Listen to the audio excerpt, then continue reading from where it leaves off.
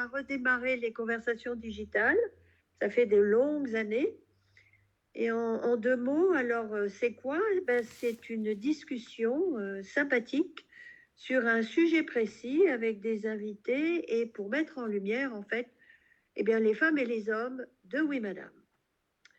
Leur savoir-être, leur savoir-faire et réfléchir ensemble avec une approche toujours bienveillante, mais quand même engageante, stimulante et dynamique. Alors, ce matin, j'aimerais pour la première conversation vous présenter les invités. Alors d'abord, Mathilde, voilà, Mathilde Régnier. Bonjour.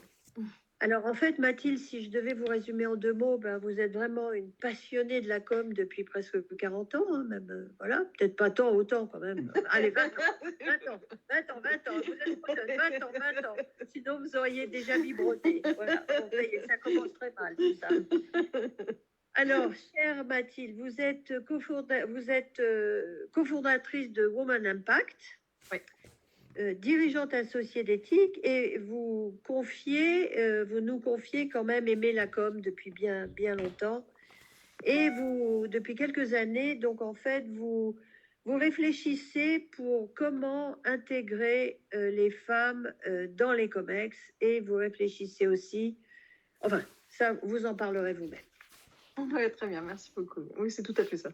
Voilà, Christophe. Alors, Christophe, on vous connaît, mais bon, vous êtes devenu un ami en plus. Mais à côté de tout ça, vous êtes président de l'association Les Interpreneurs, partenaire aussi de Oui Madame, mais ça on en parlera plus tard, éditeur d'un très beau livre qui s'appelle Le potentiel ignoré, France, le potentiel ignoré. Donc, vous êtes en fait l'optimiste par nature. Et vous êtes surtout aussi spécialiste de la conduite du changement en entreprise. Mais il n'y a pas que ça, mais on en parlera au fur et à mesure. Et Michael, qui m'avait fait couper mon téléphone, vous êtes donc aussi un ami, vous êtes un grand communicant, fondateur de l'agence Héraclès. Votre spécialité, c'est stratégie en communication. Et ensuite, vous avez accepté, donc tous les deux, de m'accompagner dans cette aventure un peu particulière, hein, avec tous les défauts que je peux avoir dans ces outils technologiques.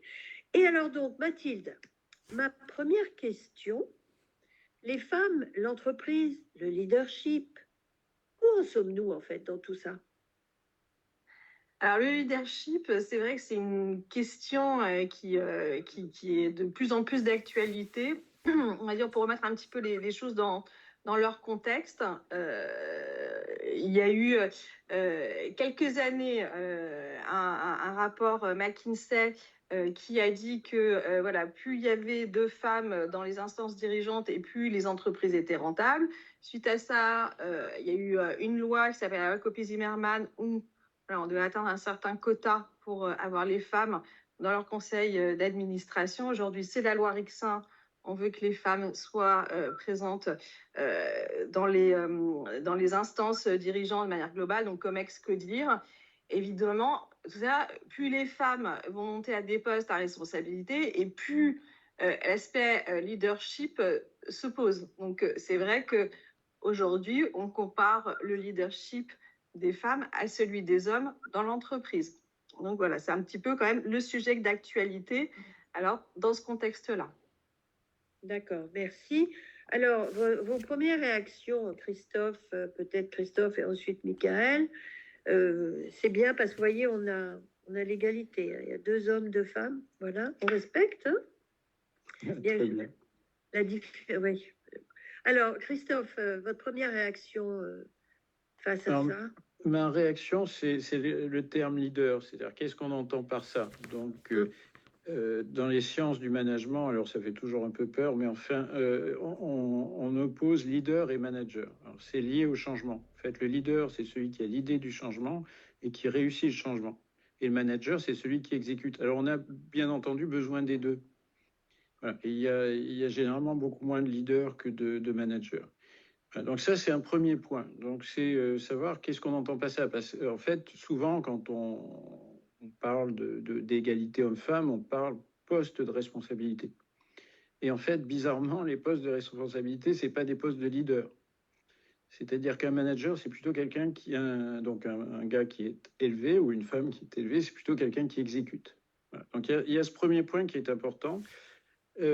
Ensuite, le changement, donc en fait, c'est lié au changement. Alors, justement, les sciences du management expliquent que le changement, c'est pas tout à fait ce qu'on a en tête. Un changement, c'est effectivement transformer un comportement collectif. C'est pas uniquement je décide et puis tu obéis. C'est j'ai une entreprise qui va pas très bien, son modèle économique n'est pas parfait, il faut que je trouve quelque chose d'autre. Voilà. Et donc, faire changer une entreprise, c'est pas des ordres. C'est jouer. Alors, on le voit pour un État, ce qui est plus facile parce qu'on voit des changements tous les jours, enfin, des tentatives de changement au niveau de nos États. Et on se rend bien compte que c'est pas que de la rationalité. C'est pas parce que, par exemple, Barack Obama avait tous les pouvoirs qu'il a fait ce qu'il a voulu. Il a été très vite coincé, en fait, très vite bloqué, pour prendre un vieil exemple. Donc, si vous voulez, tout ça, le leadership joue sur des forces qui sont des forces qui sont inconscientes, qui sont des forces collectives. Alors, c'est la logique de culture hein, pour l'anthropologie. Enfin voilà, quelques réactions comme ça à chaud sur le leader. Ah oui. Michael? Oui, moi, ce que ça m'évoque, c'est que durant les dernières décennies, on était sur un leader justement qui lidait le changement, et c'est encore valable bien sûr aujourd'hui avec des changements toujours plus nombreux, mais je pense que ces changements, ces dernières années, changent la nature même du leadership. Et je trouve que c'est aussi intéressant de voir cette notion de leadership, on va dire, infléchie, colorée par les changements eux-mêmes. Et je pense que la question qu'on se pose du leadership des femmes complémentaires ou à côté du leadership des hommes, c'est aussi que le leadership lui-même est impacté par le changement lui-même, alors même que ce leadership était là pour quelque part maîtriser ce changement, ces changements géopolitiques, mondiaux, économiques, sociétaux, bien sûr. Voilà. Donc, et j'en veux pour preuve le côté, justement, on en parle de leadership du collectif, davantage d'intuition, davantage d'écoute. Et on voit bien que ce leadership, durant ces 10 dernières années, a considérablement évolué. Et je pense que Mathilde est aux premières loges de ces mutations. Et je trouve ça très, très, très intéressant de ce passage d'un leadership qui lead le changement au changement de leadership. Alors, merci Michael. Alors Mathilde, je vais vous redonner la parole et je voudrais juste rajouter, et après, en fait, moi j'avais plusieurs questions. Est-ce que le leadership, finalement, plutôt que de parler tout le temps aussi de changement, est-ce que c'est pas celui ou celle qui finalement entraîne? Mon autre question, c'est que, alors je vais vous les donner tout en vrac et comme ça après vous répondrez à votre guise. J'aime bien, voilà. La deuxième chose, c'est est-ce que le leadership, finalement, est-ce que c'est quelque chose qui est inné ou est-ce que ça s'acquiert au fil du temps? Ma troisième réflexion, c'est peut-être aussi le leadership. En fait, quand les femmes arrivent, il faut savoir que l'entreprise a été depuis des années et des années créée par des hommes, pour des hommes, avec une réflexion, voilà, et boum, les femmes ont débarqué. Et donc, en fait, plutôt que de parler d'égalité chez les femmes, de oui, madame, nous revendiquons souvent plutôt une différence, mais dans une égalité de traitement, on va dire, ou dans une égalité, voilà. Donc voilà, Mathilde, un peu toutes ces questions. Et évidemment, si le leadership n'est pas que inné, donc on peut l'acquérir. Et là, je pense qu'avec vos solutions et vous en êtes justement, vous avez des solutions concrètes. Voilà. Et ma question s'adresse à vous trois. Alors après, moi, ça va être une réflexion personnelle, mais pour moi, en fait, le leadership, donc le leader, déjà, c'est pas une question de masculin ou de féminin. C'est pas, il n'y a pas un leadership masculin, un leadership féminin. le leader, en fait, c'est celui qui va réussir à embarquer, à fédérer autour de lui sur une vision, des engagements, des valeurs. En fait, pour moi, c'est très en mode macro, le leadership. J'ai du mal à croire qu'on puisse avoir du leadership sur des choses très opérationnelles. Je pense que c'est vraiment quand on se place à un autre niveau et qu'on arrive à fédérer, à embarquer avec soi. Alors après, est-ce que c'est inné? C'est pas inné. Moi, en fait, je ne pense pas que ce soit vraiment cette question-là. Pour moi, c'est un peu comme l'histoire de l'iceberg immergé. Je pense que c'est là, c'est en chacun. Simplement, il faut le faire ressortir. Et pour ça, effectivement, il faut travailler. C'est pour ça qu'il faut faire des formations. C'est pour ça qu'il faut aller chercher justement cette façon de pouvoir fédérer, se poser des questions de qu'est-ce qu'on a comme engagement, c'est quoi notre vision, qu'est-ce qu'on veut dire. Et c'est tout ça qu'il faut travailler dans la posture, dans le discours, dans le positionnement. Ouais, c'est ça qui fait vraiment le leadership. Donc, on ne peut pas dire que c'est quelque chose d'inné. Peut-être que certains seront plus à l'aise au départ, mais je pense que ça peut être en chacun et qu'il faut juste le faire émerger. Pour moi, c'est comme ça que je vois les choses. Christophe? Alors, moi, je suis assez d'accord, c'est-à-dire, en fait, alors il y a plusieurs types. Enfin, le leadership, c'est parce qu'en fait, quand on parle de leader, on pense souvent à Napoléon ou Pandarcole, quoi, celui qui est en première ligne. En fait, il y a un autre type de leadership qui est ce qu'on appelle le leader jardinier, c'est-à-dire celui qui crée, qui crée les conditions. Et quand vous regardez, nous, on travaille donc, les entrepreneurs, on travaille beaucoup avec le dirigeant d'entreprise. Et en fait, le dirigeant d'entreprise, il a ce genre de leadership qui vient en fait de sa légitimité. C'est-à-dire, c'est quelqu'un qui a des valeurs, qui a créé son entreprise pour faire quelque chose et qui défend. Et alors ça, c'est vrai pour tout dirigeant, probablement partout dans le monde, mais particulièrement en France, parce qu'en France, il y a une sorte de confusion, si j'ose dire, mais dans le bon sens du terme, entre l'identité de la personne et l'identité de l'entreprise. En gros, mon entreprise, c'est moi, quoi, en quelque sorte. Voilà, donc, il y a ce côté leader, c'est-à-dire je représente. Je représente, et c'est une sorte de force tranquille, hein, c'est un peu comme Mitterrand à une certaine époque. Voilà, donc il y a ce côté leadership. Alors ensuite, moi, par contre, parce que bon, c'est quelque chose que j'ai beaucoup rencontré, je pense qu'il y a des gens qui sont des leaders. Ça, en fait, c'est un peu comme le piano. Il y a des gens qui sont doués et d'autres moins. Et pour faire un virtuose, en fait, il faut partir de quelqu'un de doué. C'est-à-dire quelqu'un qui n'est pas doué, on ne peut pas faire grand-chose, quoi. Donc, il y a des gens qui sont doués pour le changement, et ça se voit, et pour le leadership, hein, c'est des gens qui ont transformé leur boutique. Moi, je me souviens à une époque, je posais comme ça des questions à des gens, des dirigeants ou des étudiants, et on se rendait compte qu'à un moment, ils avaient eu envie de faire quelque chose, et qu'ils avaient transformé leur boutique. Mais des fois, ils n'avaient pas de pouvoir, c'était des stagiaires, c'était rien du tout. Bon. Et par contre, il y a un moment, et c'est là où je suis d'accord avec Mathilde, c'est qu'en fait, il y a un moment où on se rend compte qu'il faut faire attention, on est un amateur. Et quand plus vous montez dans la hiérarchie, plus ça devient compliqué. On ne fait pas bouger une PME qu'on fait bouger une multinationale. Et là, il faut commencer à avoir des techniques. C'est exactement comme le piano, comme tout, hein, ou le tennis. Hein. Il y a un moment où il faut se dire, voilà, je dois acquérir des réflexes, il faut que je m'entraîne, et ainsi de suite. Voilà, donc ça, c'est mon expérience, en fait. C'est ce que j'ai constaté. Voilà. Michael?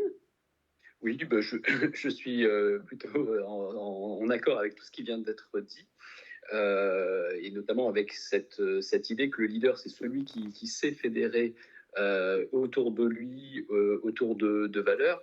Moi, j'aime beaucoup qui entraîne. Vous avez prononcé ces mots-là. Et j'aime beaucoup, Martine, cette idée d'entraînement.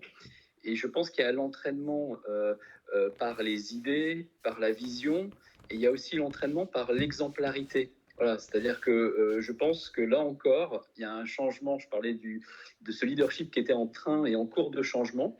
Alors peut-être que contrairement à Mathilde, je pense quand même qu'il y a une teinte d'un leadership masculin et un leadership féminin, même si bien sûr tout s'hybride et on est dans un monde aussi fluide et où les choses s'interpénètrent.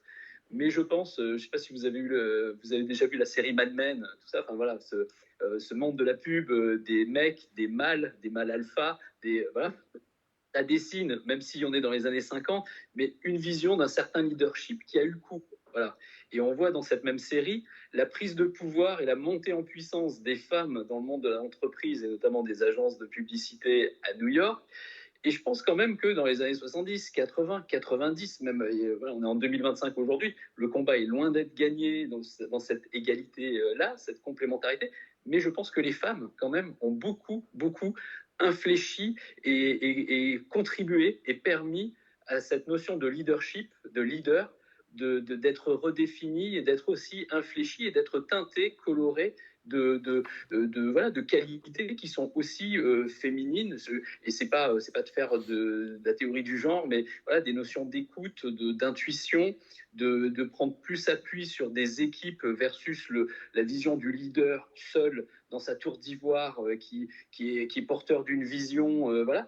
Je pense qu'il y a des choses auxquelles on doit et savoir dire aussi merci et reconnaître que ce sont les femmes, et je dis ça sans flatterie, sans flagornerie, c'est au féminin et à la féminité qu'on doit voilà, cet infléchissement-là et cette évolution-là du leadership.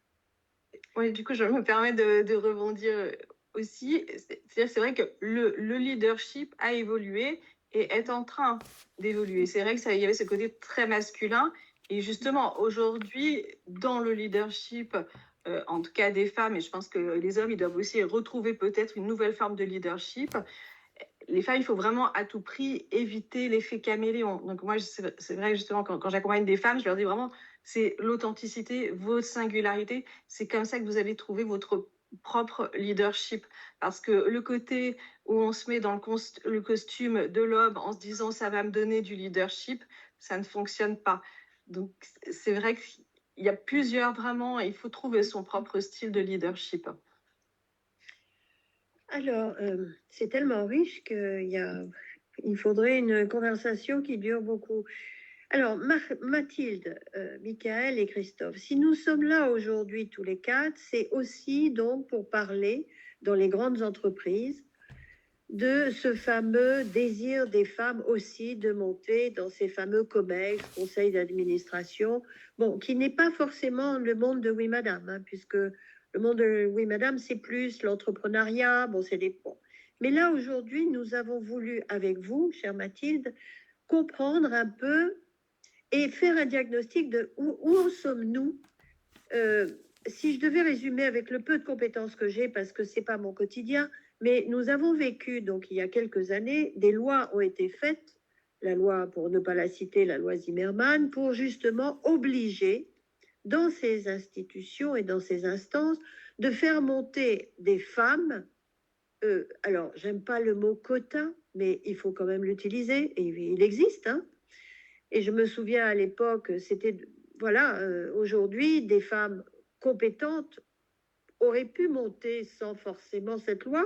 Mais voilà, donc nous sommes là tous les quatre pour essayer d'analyser, et vous, Mathilde, avec vos formations, avec votre compétence sur le sujet, comment pouvons-nous en fait réparer peut-être cette notion de dire il y a des hommes et des femmes compétents, comment faire pour que demain il y ait une sorte de bienveillance dans ces COMEX et que les hommes ouvrent leurs portes en leur faisant dire mais vous savez, ça va être du plus, ça va être bon qu'il y ait autant de masculin que de féminin. Alors les lois, alors je voudrais votre avis sur tous ces sujets parce que vous êtes dedans et vous êtes là à former des femmes pour dire on va y aller. En fait, il y a plusieurs choses. Il y a effectivement ces lois qui ont imposé donc des quotas. Donc, Copy Zimmermann, c'était voilà, plus pour les conseils d'administration. Donc, c'était 40%, 45%, mais on y est quasiment aujourd'hui hein, à la parité hommes-femmes dans les conseils d'administration. Et là, avec la loi Rixin, donc, qui a été votée, je crois, en 2021, c'est passé dans toutes les instances dirigeantes. D'abord 30% pour 2026 et 2027, ce sera 2030, ce sera 40%. Donc ça doit aller très vite. Donc ça, c'est une première étape. OK, il y a des chiffres. Donc les chiffres, il va falloir les remplir. Bon, déjà aujourd'hui, le constat est pas fou parce que il y a moins de 47% d'entreprises qui y sont. Alors, et c'est l'année prochaine, hein, on n'y est pas. OK? Donc ça, c'est une première chose. Mais moi, ce que je trouve d'important, c'est qu'il y a les quotas, certes, mais comment on fait pour aller au-delà des quotas? Comment ces femmes doivent-elles être intégrées à ces postes à responsabilité? Comment l'entreprise réagit? Comment les hommes qui composent aussi tous ces postes à responsabilité ou qui pourraient monter alors que par des biais de quotas, ça va peut-être être des femmes qui vont prendre leur place. Comment est-ce qu'on gère tout ça? En fait, ça, je trouve que c'est vraiment une question fondamentale parce qu'on ne peut pas se dire, OK, on a mis les quotas, c'est fini, c'est bon, ça va se faire. Non, on est vraiment... Il faut modifier un peu la culture aussi. Il y a énormément de choses à faire au sein de l'entreprise. Et c'est vrai que pour moi, en fait, c'est vraiment une évolution à 2 niveaux. C'est l'entreprise, OK, qui va acquérir une image différente, peut-être plus positive, qui, en augmentant la mixité, va augmenter sa rentabilité aussi. Ça, les chiffres sont là, ils sont prouvés. Une gouvernance mixte, elle a plus 48% de rentabilité. Donc, c'est aussi l'intérêt de l'entreprise. Maintenant, comment on fait pour que aussi les hommes se sentent concernés, que ces femmes soient intégrées, parce que aussi ces femmes-là, quand elles arrivent à ces niveaux-là, très souvent, elles ont l'impression de se sentir illégitimes alors qu'elles sont arrivées. Donc, elles sont quand même... moi, j'avais des chiffres, c'est 65% de femmes cadre manager veulent devenir membres de l'équipe de direction, mais elles sont 64% à se sentir illégitimes. Donc, il y a beaucoup de choses à travailler en parallèle, en fait. Les chiffres sont insuffisants. Voilà, à mon sens, il faut aller vraiment au-delà de ça. D'où d'ailleurs la formation, la nouvelle culture, d'où voilà. Donc, alors, Christophe et Michael. Alors, Christophe, rebondir sur ces... Moi, ce que je constate, parce que bon, il se trouve qu'en dehors des entrepreneurs, il se trouve que je suis un certain nombre de cadres à très haut potentiel qui sont des hommes et des femmes. Et ils ont les mêmes problèmes. Ce qu'on ne dit pas. C'est-à-dire qu'en fait, il y a un moment, il y a une évolution, et je pense que c'est une évolution qui est bonne pour la mixité, c'est qu'en fait, la famille est importante et que l'homme est beaucoup plus investi qu'avant dans sa famille, je pense. En fait, quand on arrive, alors c'est les gens qui sont à 40, qui arrivent à 40 ans, très, très gros potentiel, donc repérés comme étant, et dans des multinationales, et en fait, ils se posent des questions. C'est-à-dire quand on arrive, on dépasse le seuil des 100 000 euros de revenus, ce qui est, on se retrouve dans le pourcent ou dans le demi-pourcent des mieux payés en France, il y a une très grosse demande. C'est-à-dire que nos boîtes sont nos entreprises, nos grandes entreprises, et les entreprises, pas uniquement françaises, aux États-Unis c'est encore pire, c'est très macho, c'est-à-dire qu'on demande une présence permanente. Et donc, le dirigeant qui veut en fait s'occuper de sa famille a un problème. Donc, moi, je vois ces gens-là, hommes et femmes, décident de freiner pour pouvoir s'occuper de leurs enfants. Donc là, il y a effectivement un changement culturel, c'est-à-dire que il faut considérer un peu les conditions de travail dans l'entreprise, et c'est pas sain qu'on travaille autant.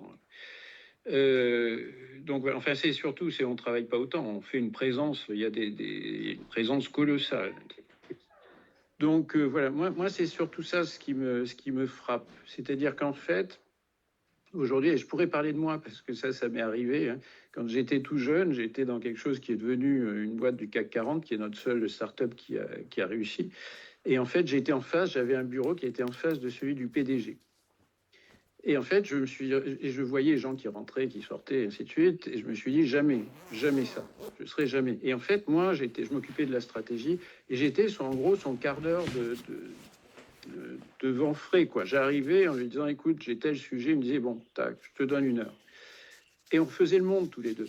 Et voilà, et je me suis dit, jamais je serai dirigeant, c'était moi qui avais le travail intéressant, pas lui. Voilà. Et maintenant, il faut savoir que c'est le plus gros salaire français quand même. C'est une très grande réussite dans son domaine.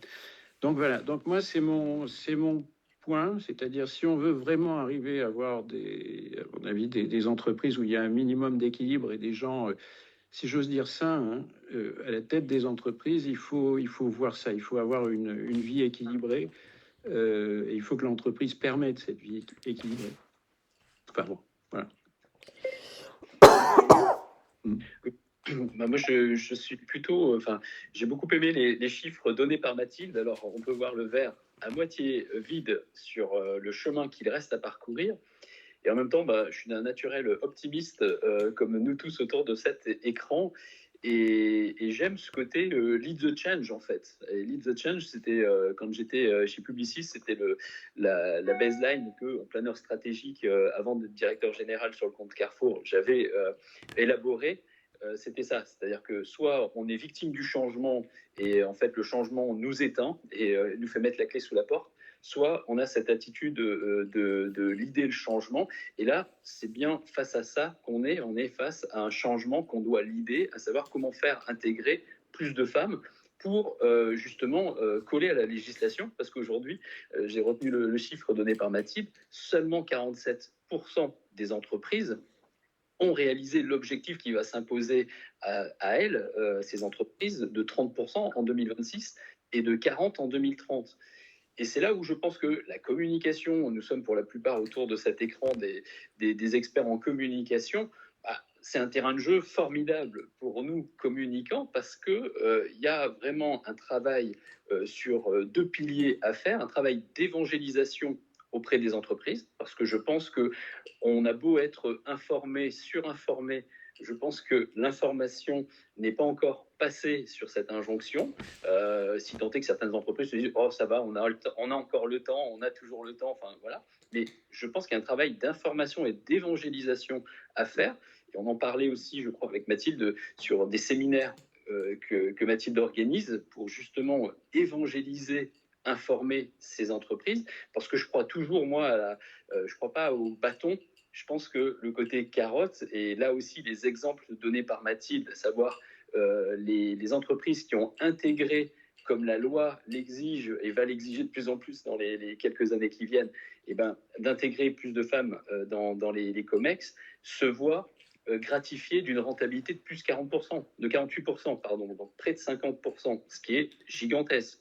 Donc, je pense que ce travail de communication, d'évangélisation, peut-être détecter, sélectionner les entreprises bonnes élèves, qui peuvent être de potentielles ambassadrices. Vous voyez, enfin, cette communication positive à destination des entreprises, plutôt que ce soit une contrainte, faites de la place aux femmes, parce que je pense que dans l'inconscient de ces entreprises masculines, c'est se dire, bon, bah, si on fait de la place aux hommes, aux femmes, c'est qu'on doit faire partir des hommes aussi, ou en tout cas remplacer. Vous voyez, donc il y a cette idée aussi, je pense, peut-être en conduite du changement, pas évidente, voilà. Et je pense que l'autre levier, mais Mathilde est bien plus compétente et experte que moi, c'est cette dimension formation, former aussi ces femmes qui, avec ce plafond de verre, ont peut-être intégré à tort que leur place n'était pas dans ces COMEX, et donc du coup, il va falloir révéler leur potentiel, comme on le disait tout à l'heure, voilà, pour qu'elles se sentent tout à fait légitimes à ces postes de direction. Mais pour moi, je me permets de rebondir encore sur ce que tu dis. Il y a vraiment deux niveaux. Je pense que c'est vraiment accompagner l'entreprise et les femmes en parallèle. Parce que l'entreprise, je crois que avec ces histoires de quotas qu'on lui impose, etc., elle ne sait pas forcément comment gérer. Quand on rentre dans tout le détail, donc on va pas évidemment voir aujourd'hui, mais certaines entreprises ont simplement élargi leur COMEX et CODIR pour faire de la place aux femmes. Donc tout ça est très dire virtuel, hein, puisque finalement, ils n'ont pas octroyé une nouvelle place, mais ils ont simplement rajouté des femmes en plus. Donc ça veut dire que quand même, ils ne savent pas forcément très bien comment faire avec ça. Donc il y a quand même un sujet, voilà. Et puis les femmes, je te disais, je reviens encore avec des chiffres, mais je trouve toujours que les chiffres, c'est tangible, parce qu'on dit, ah, les femmes n'ont pas confiance. Ah, les femmes, non, il faut des chiffres. Et je vois que c'est un rapport qui est sorti de l'ONU qui dit qu'encore aujourd'hui, quand même 43% des personnes qui sont sondées estiment que les hommes sont de bien meilleurs leaders en entreprise que les femmes. Donc vraiment, l'accompagnement, il est à deux niveaux. C'est que l'entreprise fasse cette place, mais une vraie place réelle et constructive. Et de l'autre côté, vraiment donner les moyens aux femmes d'avoir cette place avec crédibilité qui leur revient. Voilà, il ne faut pas que ce soit un jeu de dupes, il faut que ce soit vraiment quelque chose de constructif. L'entreprise, les hommes, les femmes et toute cette complémentarité qui fait la richesse, l'innovation à tout niveau. C'est vraiment important, voilà, que ça se fasse correctement, en fait, à chaque niveau. Pour ma culture, je me permets juste, excusez-moi Martine, pour ma culture, les entreprises qui sont passées déjà, donc qui ont intégré ces nouveaux quotas, justement dans les cas de figure positives, pas celles qui ont faussement étendu le COMEX pour accueillir, mais parce que j'ai cette idée, moi, comme ça, et je le dis très naturellement, un peu de remplacement. Et quand je dis de remplacement, forcément, il y a un COMEX, imaginons, de 10-12 hommes. Il faut faire de la place, 30%. Enfin voilà, donc, si ces hommes sont compétents concrètement pour se mettre en accord avec la loi, il faut quand même, du coup, dire à 3-4 d'entre eux. Mais c'est hyper compliqué. Voilà, c'est ça, c'est vraiment, bien sûr que c'est compliqué, mais c'est pour ça qu'il faut un accompagnement. C'est pour ça qu'il faut voir de quelle manière le faire. Parce que forcément, sinon, ça va créer des distorsions entre les hommes et les femmes. C'est pour ça, c'est-à-dire quelque chose qui aurait dû se faire très progressivement pour que ça se fasse comme un glissement. Avec une loi comme ça se fait de manière beaucoup plus brutale. Donc voilà. Alors, au-delà maintenant des hommes et des femmes, il faut parler de l'entreprise. Ouais. L'entreprise, quand même, voilà, parce que tout ça, c'est quand même toutes ces problématiques, mais l'entreprise, comment elle survit? En fait, l'innovation a beaucoup transformé nos entreprises, à un rythme d'ailleurs que peut-être on ne maîtrise pas beaucoup. Tout le monde vous parle d'intelligence artificielle, mais ça, on ne va pas en parler aujourd'hui parce que ça pourrait susciter une conversation toute seule. Une nouvelle façon de travailler, de collaborer. Et en fait, finalement, j'ai beaucoup aimé tous vos points de vue à vous, mais on réfléchit, qu'est-ce que, selon vous, que va devenir l'entreprise de demain? Comment vous l'envisagez? La question que je me pose, c'est comment on va pouvoir concilier une nouvelle culture, de la performance, de l'impact, enfin de la société, le social, la transformation, l'innovation. Je veux dire que soit c'est un train où tout le monde monte, hommes et femmes, donc il ne faudrait pas que ce soit des freins, mais au contraire comme une lumière, une bouffée de changement, d'oxygène, en disant, voilà, il y a du positif dans tout ça, les hommes et les femmes vont travailler peut-être, moi j'aime bien le mot complémentaire, même si on me tombe souvent dessus. Je crois qu'il y a une véritable différence entre un homme et une femme, mais ça, on ne va pas rentrer là-dedans. Mais en revanche, comment imaginez-vous l'entreprise de demain avec tous ces grands changements finalement? Il n'y a pas que les femmes qui apportent du changement, il y a tout un contexte environnemental. Alors Mathilde, après notre dernière question sera sur la formation, parce que la formation aujourd'hui, et vous êtes bien tous placés, en fait, on devrait se former tout le temps parce que ça va tellement vite. Il faut tellement être toujours... En fait, mon mari me disait souvent, c'est comme en vélo. Il ne faut pas descendre du vélo parce que si tu descends, tu tombes. Il faut toujours pédaler, pardon. Voilà. Alors Mathilde, comment vous voyez-vous l'entreprise de demain, homme-femme? Pour moi, en fait, d'ailleurs, dans l'organisme de formation dans lequel je travaille, en fait, on a choisi de travailler sur 3 axes et qui, à mon avis, sont c'est le futur de l'entreprise. C'est évidemment la parité, je porte, c'est mon projet de cœur, on va dire, évidemment. Et je pense que c'est important pour le développement de l'entreprise. Je pense qu'il y a évidemment l'intelligence artificielle. Et il y a la RSE à un niveau plus global. Moi, c'est vraiment les grands axes qui font avancer l'entreprise et sur lesquels l'entreprise ne peut pas louper le coche là-dessus. C'est 3 sujets qui sont essentiels, mais avec autant les hommes que les femmes. Et d'ailleurs, l'IA, il y aura un vrai problème aussi concernant la place de la femme dans l'IA. Parce que ce sont des métiers, c'est les métiers du futur sur lesquels les femmes sont mal positionnées. Donc Elles là, vont pas dans la tech. je refais un petit live sur les femmes. Désolée, ça revient toujours. mais bon. Mais voilà, je pense que ça, c'est vraiment 3 axes primordiaux pour que l'entreprise aujourd'hui puisse se développer. Donc évidemment, après, il faut innover, il faut investir, il faut voilà, tout ça. Mais ça, je crois que c'est vraiment important. Et il faut former. La formation, c'est la base de tout. Et La oui, formation, Alors, c'est la base. ça veut dire qu'en fait, il faut investir sur soi-même finalement. Parce que ça a un coût, Oui, la mais, formation. oui, mais pas que, parce que je vais vous donner l'exemple de l'IA. En fait, qu'est-ce qu'on dit aujourd'hui? Parce que c'est un vrai sujet aussi sur lequel je travaille. L'IA, aujourd'hui, tout le monde doit y être, tout le monde doit en faire. Ok, alors on se dit très bien, c'est opérationnel, c'est un gain de temps, c'est un gain d'argent, on a moins de process, on automatise tout. Ok, super.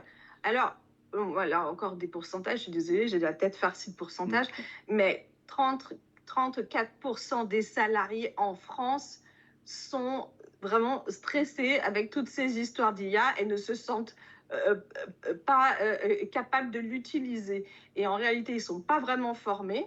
Et là, moi, je pense que l'IA, c'est un sujet pour tous, pareil, aussi bien pour le DG que les managers, que les collaborateurs. Et ce n'est pas juste les petites tâches qui doivent être traitées par l'IA. Tout le monde doit être formé à l'IA à des niveaux différents, mais dans l'entreprise. En fait, pour moi, l'IA, c'est pas juste l'affaire de petites problématiques opérationnelles. Donc là aussi, la formation, elle est indispensable. Indispensable. Oui, Christophe?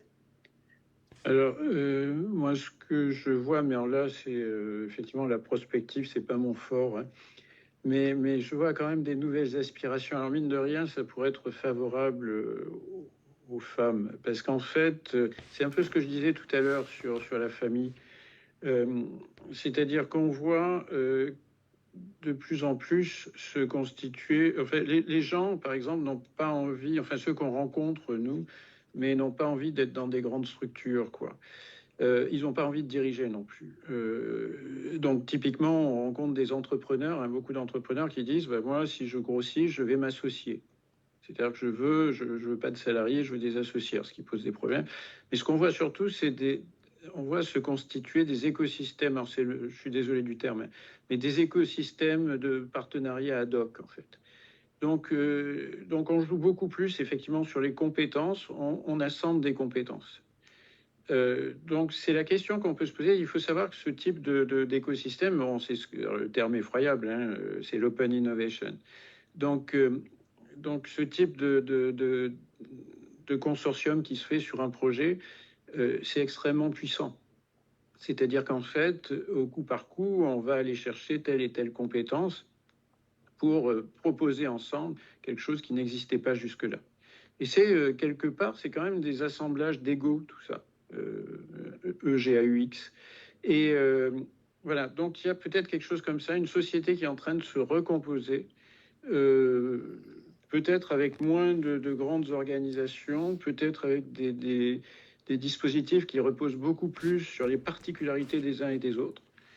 Et peut-être aussi quand même des choses qui sont plus respectueuses de la vie, quoi. C'est-à-dire on cherche quelque chose, alors c'est la fameuse tarte à la crème, hein, du sens, mais on cherche quelque chose qui ait du sens, voilà. Et travailler comme une brute pour devenir PDG et gagner beaucoup d'argent, c'est pas forcément ce qui motive le plus les gens, quoi. Voilà. C'est comme ça que moi je vois les choses, mais encore une fois, hein, je suis pas le meilleur prospectiviste qui existe. Oh, Michael. Je rejoins les points de vue qui se sont exprimés. Je rejoins Mathilde sur l'entreprise de demain vers toujours plus de parité. Bien sûr, l'intelligence artificielle très présente, cette RSE. Maintenant, sans faire de la prospective, parce que je ne le suis pas, mais j'aime bien analyser un peu les signaux faibles. Et je pense, et si on avait fait cette discussion digitale il y a 8 mois, je ne vous aurais pas exprimé ça. Mais quand je vois l'arrivée de Donald Trump outre-Atlantique, ce que ça déclenche comme impact et conséquences dans toutes les sphères géopolitiques, économiques, sociétales, mais donc le monde de l'entreprise, on l'a vu d'ailleurs avec les GAFAM se ranger en bloc, on le voit en ce moment même dans les directives qui sont données par le secrétariat d'État américain aux entreprises françaises et globalement européennes sur la remise en cause de tous ces éléments paritaires, parce que quand on parle de parité, quand on parle de RSE, aujourd'hui, outre-Atlantique, tout ça est axé, on va dire, pour faire court, le wokisme. Vous voyez, enfin, voilà. Donc, toutes ces normes-là, j'ai bien peur qu'en France, pour parler du pays qu'on connaît un petit peu, on est quand même des blocs d'entreprises qui, il y a celles qui vont garder cette dimension, on va dire, progressiste. Et je ne mets pas de jugement de valeur derrière les mots que j'utilise là, mais où la parité, la RSE, enfin, ce sera toujours très important, voilà.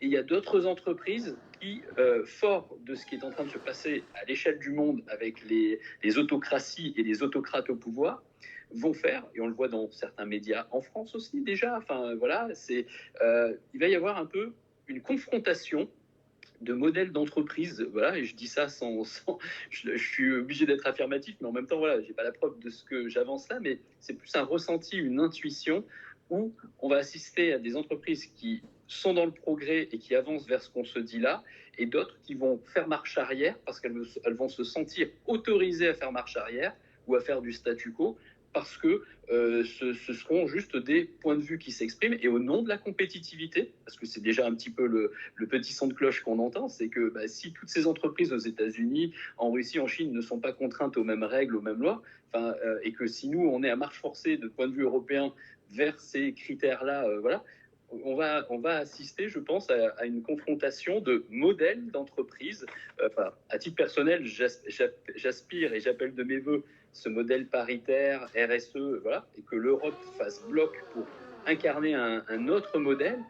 Mais individuellement, comme ça, je suis un petit peu plus pessimiste sur ces notions-là, compte tenu de ce vent réactionnaire, conservateur, qui arrive de façon très violente à imposer un nouveau narratif, parce que c'est des histoires de narratifs. Et nous, c'est vrai qu'on a longtemps cru que cette dimension de législation, tout ça, aller dans le progrès, mais regardez Mélanie en Italie, regardez déjà au niveau européen ce qui se passe, il y a des alignements de blocs. Et je pense que aujourd'hui, des changements de pouvoir, des choses, peuvent entraîner aussi des changements de législation, a fortiori quand le grand-oncle Sam, voilà. Donc c'est tout ça nous donne, on fait un peu de prospective quand même, mais voilà, juste un point de vue. Mathilde, vous avez... Oui, là, c'est le coup de bambou, là. mais non, il y a toujours Non, mais ça veut dire qu'il faut... Mais... Non, mais vous savez, dans tout ça, il y a toujours du positif. Vous savez, Michael, je comprends ce que vous êtes en train de dire entre des lignes, mais ça réveille aussi tout ça. C'est pas mal. Ça remet... je trouve que c'est des redistributions, parce que, en fait, moi, ce qu'il faut savoir, en fait, parce que, bon, je veux pas dire, moi, je suis vraiment vieille, mais moi, ce qui m'intéresse et qui me plaît, c'est qu'est-ce que veulent les nouvelles générations, finalement? Qu'est-ce qu'elles attendent de l'entreprise? Avec une vision, des valeurs fortes. Bon, c'est vrai, ils ont un impact social, mais est-ce que c'est une entreprise? Moi, mon mari me disait tous les jours, et paix en son âme, Martine, une entreprise, c'est quand même là pour gagner de l'argent et faire vivre des salariés. Toutes tes belles valeurs. Donc là, vous voyez, je me fais l'avocat du diable. Malheureusement, il n'est plus là pour qu'on se confronte ou qu'on parle. Mais il me disait, attends, avant de penser à donner un sens à ta vie, il faut déjà payer les salaires. Donc, hommes, femmes, peu importe, les problématiques resteront les mêmes. Alors là où je rejoins un peu Michael, et vous voyez, pendant des années, j'étais dans l'automobile, et on me disait, pourquoi les femmes ne vont pas dans l'automobile? Moi, je crois que la femme est un électron libre, et elle ira où elle a envie d'aller. L'imposer... Alors, je le vois dans le statut des auto-entrepreneurs, je défends beaucoup ce statut. Pourquoi? Parce qu'il y a des femmes, comme vous le dites très justement, Mathilde, qui à un moment donné, le plafond de verre, le plafond de mer, peu importe quel plafond, elles ont envie d'être libres et de faire, elles ont une compétence, elles ont envie de faire quelque chose de leur vie, et elles créent des boîtes, bon, pas gigantesques, mais quand même. Mais pour revenir à nos moutons, donc Mathilde, vous avez de l'audace, vous avez une jolie vision, beaucoup d'empathie. Alors, qu'est-ce que vous allez faire finalement pour les femmes, pour les aider avec vos formations, avec votre joli sourire, et vous aussi, Christophe, et nous tous ensemble? Quelle est l'entreprise? Alors, qu'est-ce qu'on va faire en fait pour vivre en entreprise le mieux possible? En fait, ce que je propose en fait, donc dans ma formation Women Impact, parce que pour moi, c'est très important d'avoir une vision globale en fait sur ces sujets-là. Donc, c'est effectivement d'accompagner, faire un accompagnement à 2 niveaux. Accompagner l'entreprise pour travailler sur son image, donc lui permettre d'avoir une meilleure rentabilité grâce à la parité, parce que les chiffres sont là. Donc, même si aujourd'hui, ça peut être remis en question, les chiffres sont là. Une entreprise avec plus de mixité, une entreprise qui fonctionne mieux. Donc, ça, c'est le côté de l'entreprise. Donc, nous, on travaille sur leur marque employeur, on les accompagne sur le corporate, on fait tout ce travail-là. Et on fait la sensibilisation au global, dans toute l'entreprise. Donc, on organise des conférences. Ça peut être global, ça peut être thématique. Il faut comprendre les enjeux. Donc, ça, c'est fondamental. Après, on a cette formation donc, qui concerne les femmes, puisque de toute façon, c'est ces femmes-là qui aujourd'hui sont en train d'être mises à des niveaux de COMEX et CODIR. Donc, oui, on a un accompagnement à 360 degrés. Donc, d'ailleurs, enfin, moi, c'est ce que je pense, parce qu'on parle du fameux leadership. Le leadership, c'est pas un one-shot. Hein. On fait pas 1h30 ensemble et puis vous ressortez, vous êtes leader. Ça peut pas fonctionner comme ça. Donc, on travaille sur les réseaux sociaux, on travaille sur les réseaux d'influence, comment ces femmes-là posent leur voix en public, comment elles prennent leur sujet dans des conférences. Donc, on fait vraiment un tour à 360 degrés pour qu'elles puissent enfin trouver justement cette place de leader et avec authenticité. Donc, pour moi, c'est vraiment à 2 niveaux, et y compris on organise des workshops et des séminaires de manière mixte avec les hommes et les femmes de l'entreprise. C'est fondamental, en fait, que tout le monde, à la fin, c'est tout le monde travaille ensemble. Hein. C'est pas les femmes vont travailler de leur côté, les hommes de l'autre. Et il faut que ça se fasse en harmonie. Il faut que ça se fasse de manière complémentaire. Chacun a apporté quelque chose. Et il faut que tout le monde trouve sa place. Les choses bougent. Tout le monde a une place. Il y a une place pour tous. Donc, les choses doivent se faire, à mon avis, de cette manière-là. Bravo Mathilde, Christophe. Alors bon, le temps passe malheureusement. On aurait pu. Il est déjà voilà, ça passe trop vite. On dit toujours ça, mais en tous les cas, bon. Alors on va finir. Christophe, si vous voulez un peu aussi. Et après, ben, la dernière question sera celle que vous voulez. La question que vous auriez aimé que je vous pose, avec quand même toujours garder à cœur une conclusion vers la lumière et qui ouvre des portes plutôt que de rester dans l'ombre. Alors, Christophe. Moi, je pense en fait que quoi qu'il arrive, en fait, on est à un moment où il faut s'interroger sur ce qui compte pour soi, sur ses envies. Je pense que ça, c'est très important aujourd'hui, parce qu'en fait, quand on regarde bien, on est un peu dans un cadre, hein, on dit comment penser, et c'est ça ce qui rend beaucoup de gens malheureux. Donc nous, enfin les entrepreneurs dans notre domaine, notre biais, on cherche le potentiel de nos entreprises. Et je pense que ça, c'est vrai pour tout le monde. Il faut chercher son potentiel, il faut chercher ce dont on a envie. Et justement, les formations du type de celle de Mathilde, c'est ça. C'est-à-dire, c'est interroger les gens sur ce qui compte pour eux. Voilà. Moi, je crois vraiment que c'est très important de comprendre ses aspirations. On ne le sait pas toujours parce qu'on est tellement conditionné. Bon, on fait ceci, cela, voilà. Notre maman nous dit qu'il faut qu'on fasse comme ça, puis finalement on le fait. Et au bout d'un moment, on se rend compte qu'on n'est pas très bien dans sa peau. Et voilà. Et c'est ça la vraie question. Alors derrière, il ne faut pas non plus fantasmer, partir sur n'importe quoi. Donc il y a besoin probablement de Mathilde pour remettre les gens sur place, c'est-à-dire sur pied. C'est-à-dire qu'il faut trouver ce qu'on a envie, mais pas partir dans des utopies. Il faut regarder les choses. Et je pense, enfin, du moins c'est ce qu'on essaie de faire nous pour nos entrepreneurs, c'est qu'en fait, c'est arriver à des choses qui leur conviennent, mais qui les enthousiasment. Parce que beaucoup de dirigeants, et je pense que c'est vrai pour tout le monde, c'est pas uniquement les dirigeants, ils ont perdu. Ils sont rentrés dans l'entrepreneuriat en étant enthousiastes, et maintenant ils sont un peu KO debout, quoi. Ils continuent, mais ils sont pas heureux. Et quand on arrive, par exemple, nous, en leur disant vous avez un potentiel d'enfer, il faudrait le développer, ça n'a aucun impact. Ils ont plus envie de se battre. Voilà, donc il faut qu'ils retrouvent leur aspiration du démarrage. Et c'est pas dans notre cas, hein, pour nos entrepreneurs français, c'est pas une aspiration financière. Ce qu'ils aiment, c'est les défis, c'est des choses comme ça. Mais d'un autre côté, il faut aussi qu'ils se rendent compte qu'ils peuvent y arriver, quoi. Enfin, que tout n'est pas contre eux. Voilà, c'est ça ma perspective. Et vous, Michael? Ce qui ressort de cet échange, c'est que les défis et les challenges qui nous attendent sont gigantesques. Oui. Et là, ce que vous avez fait une fois de plus, Martine, vous avez cet art de mettre ensemble, même le temps d'une discussion digitale, des profils, des parcours, des trajectoires différents.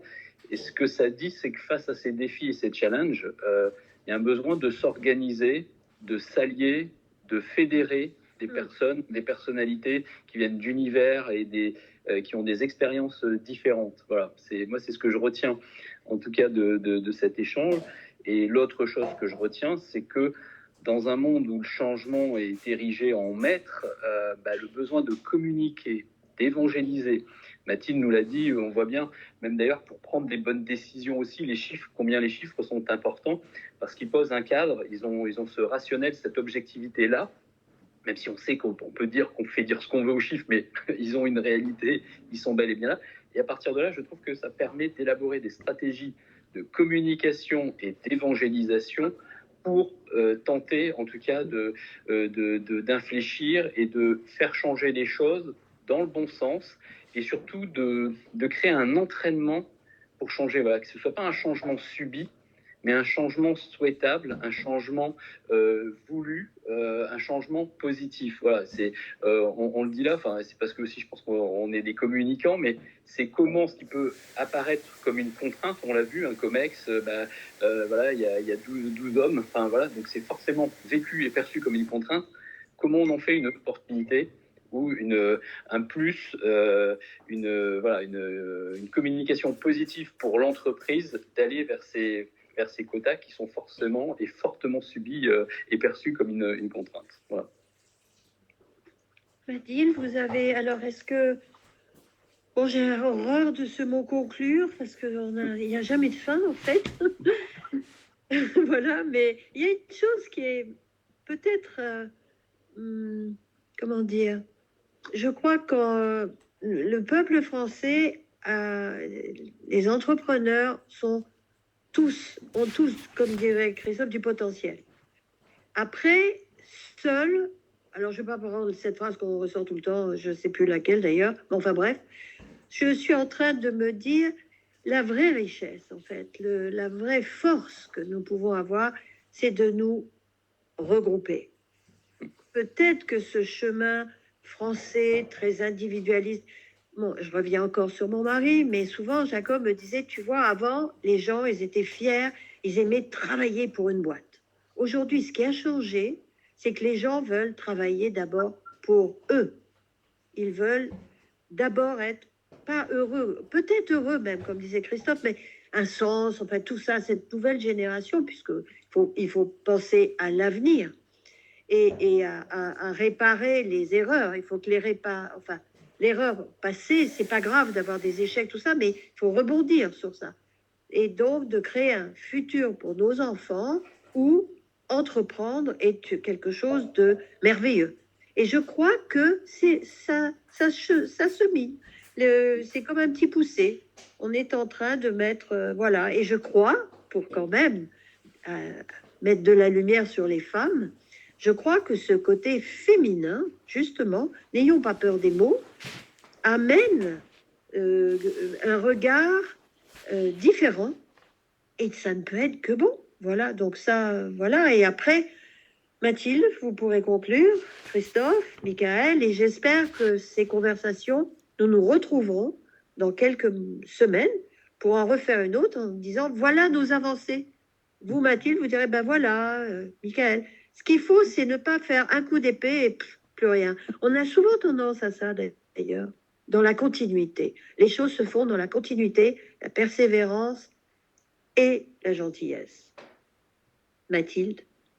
Non, je suis assez ravie de voir qu'effectivement, ces problèmes de parité, de mixité, en fait, en discutant avec vous, ce n'est pas juste le problème des femmes. Et ça, oui. c'est vraiment important de se dire qu'en fait, voilà, c'est toute la société, c'est toute l'entreprise qui le porte. Voilà, parce que de toute façon, c'est positif pour tout le monde. Mais c'est vrai qu'il y a encore quelques temps, c'était un peu bon, bah voilà, c'est leur problème. Voilà. Et aujourd'hui, non, je trouve que voilà, les hommes aussi, justement, s'y mettent et comprennent, enfin, vraiment, en échangeant avec vous, moi, ça, c'est quelque chose qui, voilà, moi, c'est vrai que je suis très engagée, je suis impliquée, mais ça me touche, en fait, de voir des hommes parler comme vous le faites. Bon, Martine, vous le parlez très bien, mais c'est différent. Mais voilà, moi, c'est quelque chose qui, pour moi, est important parce que c'est uniquement main dans la main qu'on y arrivera. Sinon, ça ne se fera pas, quoi. C'est vrai. Christophe? Alors moi, pas grand-chose à dire, simplement, je pense qu'on est, on est à un moment intéressant. Hein. Moi, je suis assez optimiste, comme vous le savez. Alors, ça peut mal tourner, mais je pense que c'est en ce moment que ça tourne, quoi, en quelque sorte. Et que finalement, pour le moment, on réagit pas trop mal. Et qu'en fait, on a des problèmes, on pose le problème. Voilà. Maintenant, il faut essayer de le résoudre, mais on est en train de poser le problème. Et le danger, c'est l'idéologie, et je pense pas qu'il y en ait trop. Je pense qu'il y a quand même, on est avec des gens de bon sens. Voilà. Donc moi, je suis optimiste. On est face à des problèmes. On a une société, effectivement, comme vous disiez, Martine, à réinventer, hein, parce que la société de demain, c'est pas celle. Enfin, on le voit, hein, on est en pleine transformation. Mais il y a un grand changement. Et d'ailleurs, au sein des interpreneurs, hein, nous, on fait une sorte d'étude anthropologique de la France. Et c'est terrible parce qu'en fait, c'est une remise en cause personnelle. Alors, remise en cause, ça paraît banal, mais c'est très dur parce qu'en fait, c'est un peu notre identité qui est remise en cause. C'est-à-dire qu'on se rend compte sans arrêt qu'on pense mal. Voilà, qu'il y a des choses qui sont en train de se passer, et ainsi de suite. Voilà. Et donc, je pense qu'on est en train de se réinventer. Et on se repose des questions fondamentales sur la France parce que quand on regarde bien, bon, à un moment, on a attaqué par exemple notre modèle social, mais ce modèle social, il vient de toute notre histoire, voilà, au moins depuis la Révolution. Donc ce modèle social, on le mérite. Hein, c'est pas, on s'est battu pour, on le mérite, donc il n'est pas honteux. Voilà, donc on est en train de réfléchir à tout ça et se dire, bah, maintenant, ce modèle social, qu'est-ce qu'il faut qu'on fasse pour le maintenir? Donc notre combat à nous, c'est de dire tout simplement, je fais un peu de publicité, mais c'est de dire, voilà, les PME et nos territoires sont sous-exploités. Si ces PME et ces territoires donnaient ce qu'ils doivent donner, bah, ça y est, on saurait financer ce modèle social. Donc voilà, donc je pense qu'on est à un moment, on est un peu un tournant, on est tous confrontés à ce monde qui change. Et c'est à nous, c'est quand ça change, bah c'est à nous de donner la direction qu'on juge bonne, quoi. Alors on a la possibilité de voter, là, en quelque sorte, de décider. Mais il faut qu'on prenne notre sort en main. C'est pas uniquement des idées, il faut agir, quoi. Et effectivement, les entreprises, c'est aussi un peu notre combat, hein. C'est-à-dire que l'entreprise qui réussit, elle entraîne les autres. C'est-à-dire la première qui aura trouvé un super équilibre homme-femme et ainsi de suite, où tout le monde est heureux, tout le monde va vouloir la copier. Voilà. Et le changement se fera très facilement. Alors bien sûr, la première, c'est difficile. Mais voilà, il y a des choses qui sont... qui arrivent comme ça. Il y a des gens qui trouvent la solution évidente, et puis d'un seul coup, tout le monde trouve que c'est évident. Voilà, donc moi, je peux vous dire juste une petite anecdote, hein, parce qu'on a travaillé, par exemple, sur la pénurie RH, qui est le gros problème. Et en fait, on a un patron de PME industrielle qui n'arrivait pas à recruter. Donc, qu'est-ce qu'il a fait? En fait, il a joué sur la motivation. Qu'est-ce qu'il a recruté? Il a recruté des femmes. Et alors je lui ai dit, mais pourquoi? Qu'est-ce qu'elles viennent chercher chez vous, ces femmes? Et il m'a dit, il y a un défi. Et puis deuxièmement, c'est l'ambiance. Parce que il y a un groupe, voilà, il y a un groupe d'hommes, enfin, une sorte d'équipe, alors qu'elles étaient seules. Et elles sont très heureuses. Et je lui ai dit, mais vous avez gagné quelque chose? Il dit, oui, l'ambiance est totalement transformée. Alors là, c'est typiquement McKinsey. Et lui, il est enchanté. Et donc, il dit, moi, de toute manière, je recrute sur la motivation. Les diplômes, on s'en fout. La personne qui est motivée, elle apprendra très vite. Voilà. Et tout son dispositif est comme ça. Et c'est un militant. Hein. Alors, ce qui est curieux, c'est que c'est le vrai patron de PME, c'est-à-dire le dur, qui paraît très macho, en plus très grand à côté de ça. Et en fait, quand il commence à parler de ces recrutements, alors là, il est fantastique, quoi. Voilà, donc je pense qu'il y a il y a de l'espoir, il y a vraiment de l'espoir. Quand on est intelligent, on trouve les bonnes solutions, quoi. Voilà. Oui, et quand on est libre, eh ben, on doit faire des choix aussi. Voilà. Michael, alors, allez-y. Alors, je vais faire court. Moi, j'ai mon mantra, c'est le philosophe Alain qui disait le pessimisme est d'humeur, l'optimisme de volonté. Voilà. Donc, même quand je me force de voir, c'est Umberto Eco qui disait, il faut s'efforcer d'être pessimiste pour pouvoir être optimiste. Donc, mon laïus de tout à l'heure sur Trump et voilà, c'est une façon d'être lucide pour mieux engager les forces et embarquer les forces pour lutter contre ce pessimisme, de faire en sorte de voir le verre à moitié plein. Alors moi, je suis vraiment très content de cette discussion digitale. J'y ai appris beaucoup de choses et j'ai pris conscience aussi de beaucoup de choses. C'est-à-dire qu'on a parlé de parité et j'ai pris conscience aussi que ce modèle que vous mettez en place avec ces discussions, là on est 2 hommes, 2 femmes, voilà, mais la parité, on l'a fait aussi dans le format même de cette discussion.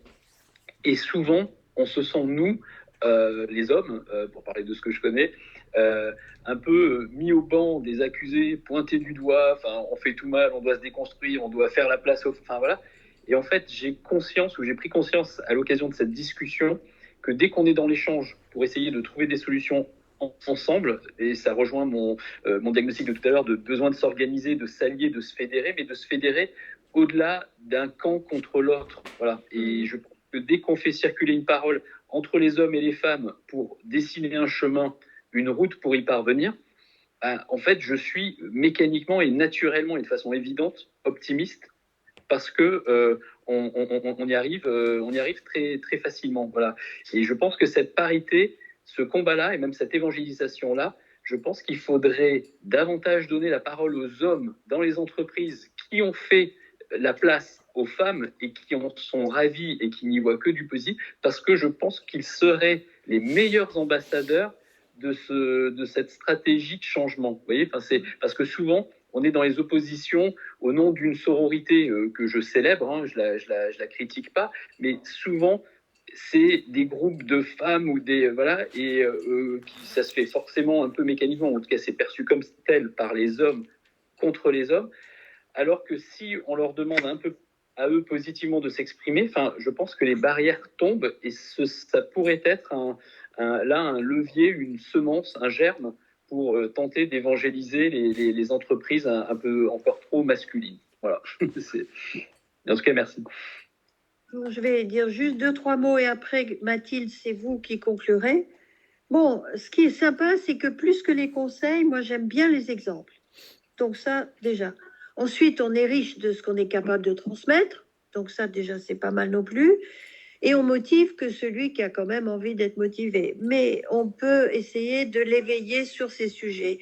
Alors, en fait, c'est vrai que les femmes, souvent, ne sont que la suite de leurs sentiments. C'était, je ne sais plus qui a dit ça, bon, bref.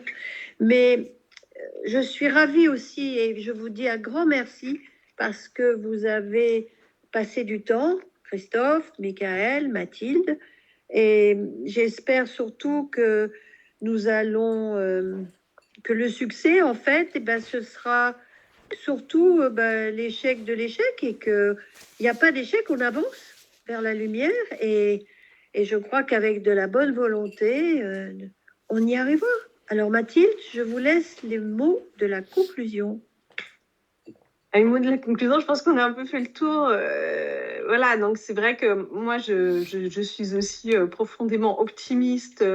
Donc, je pense que cette parité à tout niveau dans l'entreprise, c'est une richesse, en fait. C'est une richesse pour tous, pour tout le monde, pour sa manière de se développer, de penser. Ça va au-delà de l'entreprise. Les hommes et les femmes sont complémentaires et on a beaucoup à s'apporter les uns aux autres. Et je dirais juste, voilà, restons vigilants parce que là, on met des choses en place, mais on le sait aussi que dans les temps de crise, c'est toujours plus compliqué pour les femmes. Donc, je dis, restons vigilants. Voilà. Oui, c'est sûr que... Bon, on finira sur une phrase d'Aragon, de la femme vient la lumière. Allez, je vous souhaite une Merci jolie beaucoup. semaine. On va s'appeler, évidemment, on va parler. Donc, je vous enverrai les liens. On va enregistrer, faire des vidéos. Et j'espère que ce sera le début d'une belle aventure. Merci à tous et merci Martine. Allez, je vous embrasse. À bientôt. À Bye bientôt. bye. Merci, au revoir. Bye bye. Au revoir. Au revoir. Au revoir.